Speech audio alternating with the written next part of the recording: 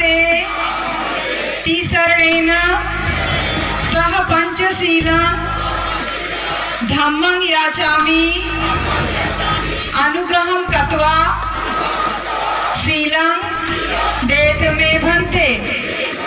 द्वितीयंपि अहं भन्ते तिसरणेन।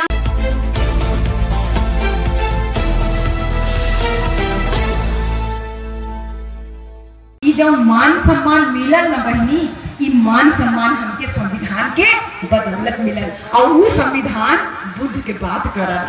तो बाबा साहब जब 14 अक्टूबर 1956 को बुद्ध की शरण में गए तो उन्होंने आपको और हमको उस जाति से मुक्ति दिला दी, उस बेड़ी से मुक्ति दिला दी जिसमें ये कहा गया कि औरत नरक का द्वार है, औरत पढ़ेगी तो धर्म भ्रष्ट हो जाएगा। और आपो लोगन के लिए भैया ये कहा गया कि अगर आपको रास्ते में 1 रुपया पड़ा हुआ मिल जाए तो क्योंकि आप अछूत हैं, क्योंकि आप शूद्र हैं, आप नीची जाति के हैं, तो आपको पैसा भी इकट्ठा करने का अधिकार नहीं है।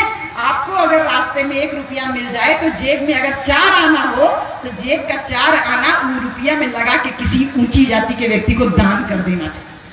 ये आपके लिए था जो आज चुनौती और तमाम चीज रख के घूमते हो ना, ये अधिकार मिला बहन जी।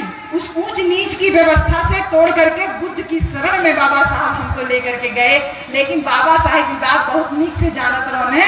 कहती हूँ कि पूछती हूँ बल्कि कि आखिर वो कौन लोग हैं जो ये देख नहीं पा रहे हैं कि आप लोग अच्छा कपड़ा पहने हुए हैं, आप लोग अच्छी नौकरी कर रहे हैं, आप लोग अच्छे से शिक्षा ले रहे हैं, आप लोग भगवान बुद्ध को मानने का कोशिश कर रहे हैं। आखिर कौन लोग हैं जो ये नहीं चाहते कि आपके बच्चे अच्छे से पढ़ाई करें? कौन लोग हैं जो आपका हक मार दे रहे हैं? वो कौन लोग हैं कि जब कर्पूरी ठाकुर इसी बिहार की धरती पर मुख्यमंत्री बने थे तो वो कौन लोग थे जिन लोगों ने उनको इतना बड़ा मुख्यमंत्री होने के बावजूद उन लोगों कौन थे वो लोग जिन्होंने ये कहा कि कर्पूरा छोड़ो गद्दी थामो उस्तरा। यानी कि कर्पूरी ठाकुर जो नाई बिरादरी के थे, मुख्यमंत्री होने के बावजूद कौन लोग हैं जो उनकी जाति से उनको बुला? वो कौन लोग थे जब बाबू जगदेव प्रसाद कुशवाहा यहाँ खड़े होकर भाषण दे रहे थे तो वो कौन लोग थे जिन लोगों ने उनको गोली मार दी? और जब उनको प्यास लगी, तड़पता हुआ मरता हुआ आदमी तो किसी का दुश्मन नहीं होता है, जब मरते हुए उन्होंने पानी मांगा तो वो कौन लोग थे जिन्होंने उनके मुंह में पानी की जगह पेशाब डाला? ये सोचने वाली बात है बहन जी, ये बहुत बुद्धि खोलने वाली बात है। बुद्ध को आप तभी अपना सकते हैं जब अपनी बुद्धि को खोलेंगे। ये ऊंच नीच पे आधारित व्यवस्था से हमको भारत का संविधान बाहर निकाल के लाया और उसके बाद आपको और हमको आगे अपनी संस्कृति को बढ़ाने के लिए बौद्ध धर्म लेकर के गए बाबा साहेब डॉक्टर अम्बेडकर। आपको हमको अधिकार समझाने के लिए बाबू जगदेव प्रसाद कुशवाहा ने अपनी जिंदगी लगा दी। कर्पूरी ठाकुर जैसे मुख्यमंत्रियों ने अपनी जान की बाजी लगा दी और उधर हमारे साहब कांशीराम ने अपने पूरे जीवन को न्यौछावर कर दिया। लेकिन फिर भी वो कौन लोग हैं जो ये नहीं चाहते कि आप और हम एक बराबर आए, आप और हम एक बराबर बैठे? और ये वही लोग हैं जो लोग हमको नहीं चाहते इकट्ठा हो। यही लोग हम लोगों को क्या नारा देते हैं कि सारे हिंदू एक हो जाओ, सारे हिंदू एक हो जाओ, तुम्हारा दुश्मन मुसलमान है। मेरे प्यारे भाइयों, आपका विधायक बोल करके गया कि नालंदा पे जिन लोगों ने आग लगाई, कौन लोग हैं जो किताबों के दुश्मन हैं? कौन लोग हैं जिन्होंने उन दुश्मनों को तुम्हारे देश में बुलावा दिया? दुश्मन तो वो है ना, समस्या की जड़ में जाना है। आपका विधायक बहुत अच्छे से ये बात बोल करके गए कि बहन जी, आपको और हमको नीची जाति में क्या किसी मुसलमान ने बांटा क्या?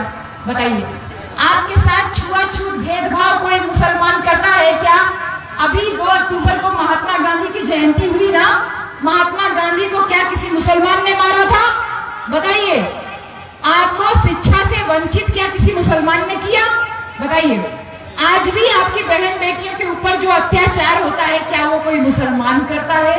लेकिन फिर भी ये लोग नारा देते हैं तुम्हारा दुश्मन मुसलमान है। ये कौन लोग हैं? ये वही लोग हैं जो ये नहीं चाहते कि तुम लोग बराबरी पे आओ, तुम लोग अच्छे से पढ़ाई लिखाई करो, तुम लोग आगे अपना नाम रोशन करो, देश को आगे बढ़ाओ। ये लोग देश में कभी भी एकता नहीं चाहते हैं। ये लोग फूट डालो और राज करो वाला, और इसीलिए कि आपका दिमाग मेन मुद्दे से हटा रहे, इसलिए आपके एंटी मुसलमान को खड़ा कर देते हैं। आपका मुद्दा क्या है बहन जी? आपकी बार चुनाव में क्या हो रहा है? 5-5 किलो राशन बांटा जा रहा है। जब भी कोई चीज फ्री में मिलती है बहन जी, तो दिमाग से सोचिए, हमारे महापुरुषों ने कभी हमको फ्री में चीज नहीं दी। हमारे महापुरुषों ने, हमारे साहब कांसी राम ने हमको ये कहा कि हमको फ्री में राशन नहीं देना है, बल्कि मुझे अपने समाज को इतना मजबूत कर देना है कि वो 2 रुपए किलो वाला गेहूं और 3 रुपए किलो वाला चावल न खाए, बल्कि 20 रुपया किलो वाला गेहूं खाए और 50 रुपया किलो वाला चावल खाए। और मैं अपने समाज की औरतों को इतना मजबूत कर देना चाहता हूँ कि मेरे समाज की औरतें 20 रुपया वाली साड़ी या फ्री की साड़ी न पहने, बल्कि 200 रुपया वाली या 2000 रुपया वाली साड़ी पहने। हमारे महापुरुषों ने हमको हमेशा मजबूत करना सिखाया। लेकिन अभी वर्तमान में जो सीन चल रहा है, आपको फ्री में राशन दिया जा रहा है, तमाम चीजें फ्री में बट रही है, लेकिन दिमाग में ये बात आपके नहीं आती है कि फ्री में राशन क्यों दे रहे हो, फ्री में शिक्षा क्यों नहीं देते। दिमाग खोलोगे तब तो ये बातें सोचोगे, इस सुर्ती से दिमाग हटेगा तभी तो ये बातें आगे बढ़ेंगी। इसलिए मेरे दारू पीने वाले भाइयों, इसलिए मेरे सुर्ती रगड़ने वाले भाइयों, असली मुद्दा देश में मुसलमान नहीं है, असली मुद्दा देश में अशिक्षा है। सरकारी जो संस्थान बंद किए जा रहे हैं, सरकारी तमाम चीजें जो बंद की जा रही हैं, बेची जा रही हैं, मुद्दा वो है। इसलिए मेरे प्यारे भाइयों और मेरी प्यारी बहनों, आप सबसे मेरा अनुरोध है कि साहब कांची राम ने जो बहुजन का नारा दिया था और बहुजन समाज बनाया था, और साहब ने कहा था जिसकी जितनी संख्या भारी उसकी उतनी हिस्सेदारी, अपनी संख्या के हिसाब से हमको भागीदारी चाहिए। बहन जी, 100 में 85 बड़ा होता है कि 15? 85, इतना पता है 85 बड़ा होता है। तो राजा किसका होना चाहिए, 85 का कि 15 का? लेकिन राजा बनता किसका है? गलती किसकी? हमारी। क्यों? क्योंकि हम ऊंच नीच में बटे हुए हैं। जहाँ पे धोबी से पासी कहता है मैं तुझसे ऊंचा, पासी से चमार कहता है तय कैसे हूँ, तो उसे उसका हो ही है। पासी से दुसात कहता है तय कैसे हूँ, तो उसे उसका हो मैं। दुसात से अहिर कही हम तो से ऊंच, अहिर से कुशवाहा कही हम तो से ऊंच, कुशवाहा से लोहार कही हम तो से ऊंच, लोहार से सुनार कही, कहार कही हम तो से ऊंच। हमन सब आपस में ऊंच नीच में बटल है, और जिसने हमको इस जाति व्यवस्था में बांटा वो हमारी खोपड़ी पे बैठ के राज कर। भैया, हम अपनी पूरी जिंदगी जब साहब कांसी राम को पढ़े कि साहब कांसी राम ने अपनी सरकारी नौकरी से इस्तीफा दे दिया, इतना बड़ा समाज हमको बना के दिया, बहुजन समाज बना के दिया, तो हमको भी लगा कि हमको कुछ समाज के लिए करना चाहिए। हम भले इतनी बड़ी यूनिवर्सिटी में प्रोफेसर हैं, लेकिन हम नौकरी कर नहीं पा रहे हैं, क्योंकि हमें बार बार ये बोझा होता है। सोते हैं तो साहब कांसी राम सपने में आते हैं और वो कहते हैं कि तुम्हें काम करना है, तुमको अपने बहुजन समाज को वापस एकजुट करने का काम करना है। इसलिए बहन जी, मैं आपसे कह रही थी ना कि 12 साल हो गए हमारी शादी को। हम दोनों पति पत्नी ने तय किया है कि हम दोनों कभी भी अपने नाम पे कोई धन संपत्ति, मकान, दुकान, कोई भी रुपया पैसा कुछ भी नहीं रखेंगे, ना अपना कोई हम परिवार अपना बना करके रखेंगे। हमारा जो कुछ भी है ये बहुजन समाज है। आपके बच्चे मेरे बच्चे हैं भैया, मैंने इन सारे बच्चों को अपना बच्चा मान लिया भैया। इसलिए मैं पूरे एकदम तन मन धन से, मेरी पूरी सैलरी आप लोगों के बीच में ही जाती है। मैं लोगों के बीच में गांव गांव घूमती हूँ, ये ऐसे ही कार्यक्रम तमाम जगह पे कर रहे हैं। और धीरे धीरे जब हम देख रहे हैं बहन जी समाज में कि चारों तरफ जाल लगाया हुआ है, ऐसा जाल लगाया हुआ है कि उस जाल से निकल पाना थोड़ा मुश्किल लग रहा है, लेकिन ऐसे में केवल बुद्ध का धम्म ही एक ऐसा मार्ग है, एक ऐसा रास्ता है जो आपको सही रास्ता दिखा सकता है, उस जाल से मुक्ति दिला सकता है। तो आज अशोक धम्म विजय दशमी के अवसर पे मैं आपकी बेटी, आपकी बहन, आपसे बहुत छोटी हूँ, लेकिन साहब कांसी राम को पढ़ करके जो हमने प्रतिज्ञा ली कि समाज को वापस एकजुट करना है, इस बहुजन समाज को बहुजन शक्ति के रूप में लेकर के आना है, इसको उसकी शक्ति का एहसास कराना है। क्योंकि साहब यही कहते थे, ये धोबी पासी अहिर लुहार कहार सुनार में बटा हुआ समाज हाथी के समान विशाल है। इसको अपनी शक्ति का एहसास अभी नहीं है।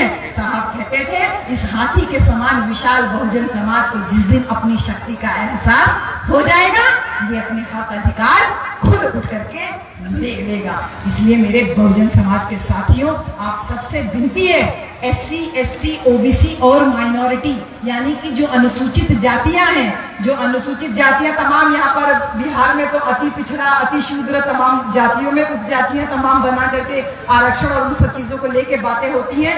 लेकिन जो साहब का बात था वो बिल्कुल साफ था। शेड्यूल कास्ट का मतलब अनुसूचित जाति, ST का मतलब अनुसूचित जनजाति आदिवासी, OBC का मतलब पिछड़ी जाति, और इस पिछड़ी जाति के साथ में माइनॉरिटी यानी कि जो हमारे मुसलमान भाई, हमारे सिख भाई, बौद्ध भाई, ईसाई भाई, हम सारे लोग मिलकर के बहुजन समाज है। 100 में 85 है। अपनी शक्ति का एहसास हमको करना है।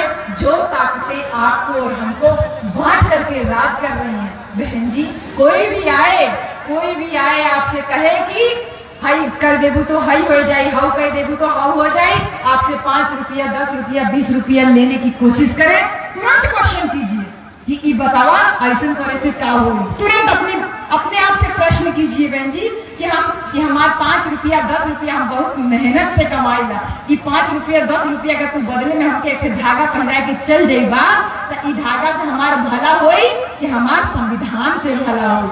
अभी रक्षाबंधन बीता ना। अगर आप चाहते हैं गरीब हर वंचित इंसान की आवाज आप तक पहुंचे तो हमारे चैनल को सब्सक्राइब करें और बेल आइकन का बटन दबाना ना भूलें। देखते रहिए बहुजन हलचल न्यूज।